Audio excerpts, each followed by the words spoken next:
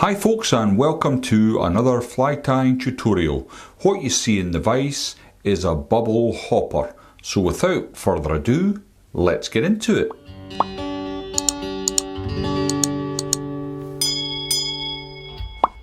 The hook in the vise then is a Hanak H230 barbless hook.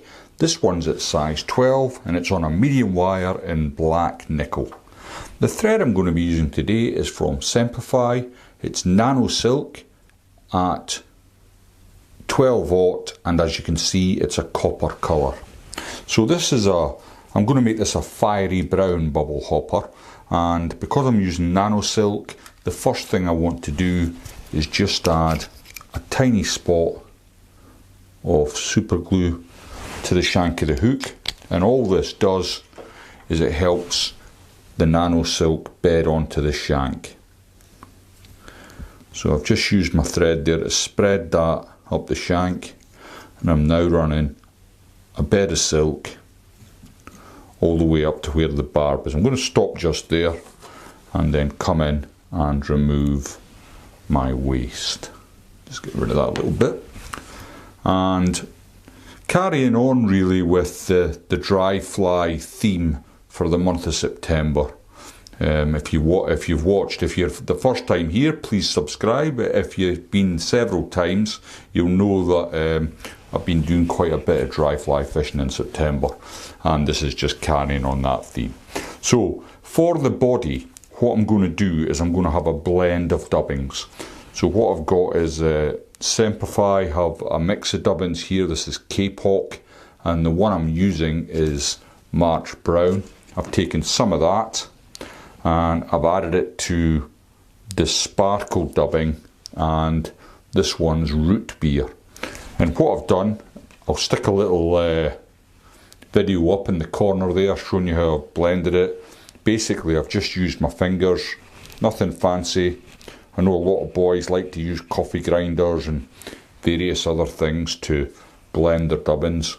While I've been chattering on, the Nano silk has flattened itself out, and I'm going to come in with my dubbing needle, just come in behind the thread and then split the Nano silk. It's one of the things I really like about working with these very low diameter silks more than thread or other sort of tie-in threads, is the versatility of this. So I've taken my dubbing that I've mixed by hand, and I've caught that in between the dubbing loop I've made by just splitting the Nano silk. Dead simple. Now I'm just going to spin that up, and obviously I don't want all this, so I'm going to just thin it out. Not going to throw it away. What I'll do is I'll put this to the side, and then that'll form the body for the next fly. So I'm going to just come back a few turns like so, and then I'm going to bring that up. Now I want to leave approximately 5mm at the front, and once I've got that in place, I'm going to come in with my dubbing brush and just give this a really good tease out. Now I'm just going to take a lot of the excess fibres away, and that's about just how I like it, like so. Now that'll collect all the up high floating that I'm going to use to help support this dry fly. Now the next thing I'm going to do is invert my vise. So I'll invert the vise like so, and I'm going to use some pre-knotted cock pheasant tails, natural. Somebody's kindly done all the hard work, and I'm going to take 4 fibres off the stem, and I'm going to slot them to either side of the hook shank. Now I want these to trail behind the fly quite a bit, so I'm going to leave approximately 7 or 8mm behind the bend of the hook, pinching them in. Excuse my fingers, there's no other way of doing this. And then I'll catch that in like so. A few turns, make sure it's secured in place, and then I can come in with my snips and remove it. No problem. Okay, I'll bring the vise back to the upright position, and what I'm going to do next is add a little bit of wax to my thread. I'm always very jealous when I see Davy McPhail with the wax stuck to his fingers, but I'm like a snake. I'm a cold-blooded creature, and I cannot for the life of me get the wax to stick. I have tried, but it's not worked. Okay, next I'm going to add the bubble component, and I am using some of Troutline's Tyres pack of CDC. And what I've done, I've already picked out 2 quite long feathers.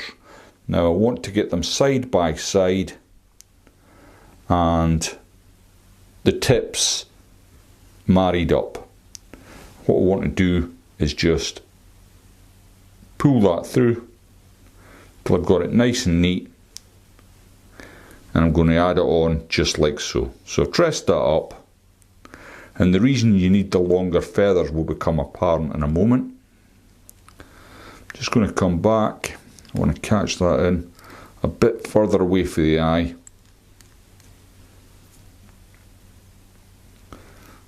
And I'm happy with how that's sitting. Now I want them to sit side by side on the back of the fly, more or less. You don't need to be too particular.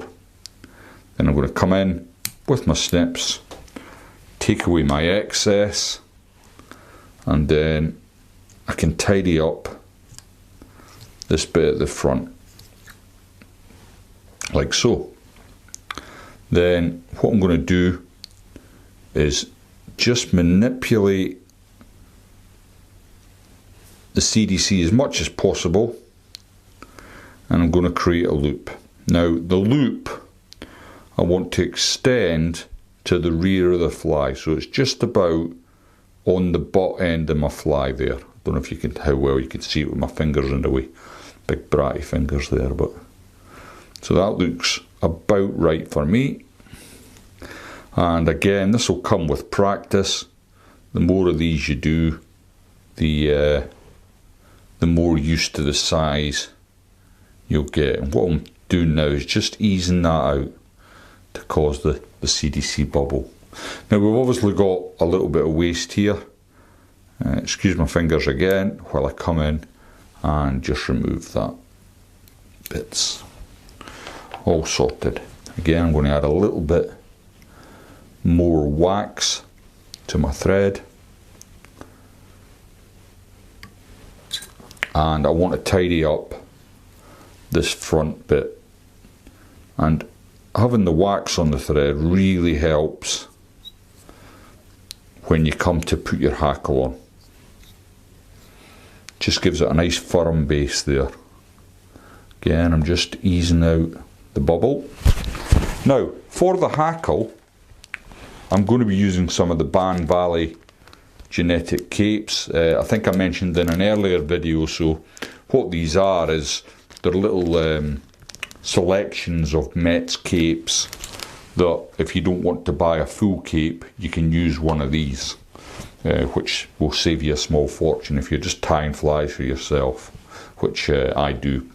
So I've picked out one of the capes, one of the feathers from the pack, and what I want to do next is just ascertain where I want it to start. So once I've got to the size of feather I want, I'm going to come in with my thumbnail and just strip some of that back out the way. Now I've left approximately 3 or 4 mil just at the stalk there, and I'm going to use that to trap in, and I'm catching that stalk on my side all the way along, and I'm going to stop just behind the eye with the thread. Okay, that's looking not too bad. What I want to do now is bring the feather out and snap the stem. Not snap the stem, but break the stem. It's going to make it easier. Now I've got it out at a 90-degree angle, and I say 90 degree, that one's for Jim, who keeps picking me up for saying 45 degrees. Now I'm going to attach my hackle pliers to the end here. Even though this is quite a long feather, as I get near the eye of the hook, I just want to have the control that the hackle pliers will give me. I just find it much easier to work. Just force them fibres to come in the direction you want them.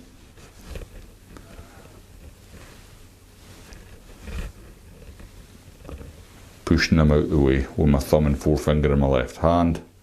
And as I come up to where my silk's sitting, I can get 2 or 3 turns just to hold it into place. Now at this point I can remove my hackle pliers, and I'm going to wet my thumb and forefinger of my left hand, slick everything back out the way, and then start building a nice neat head.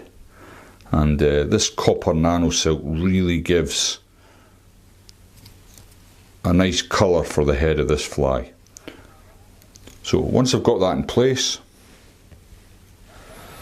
I can keep tension on my thread, grab my excess, and that'll just snip away. Try and pull as much of the feather up on the top side as you can.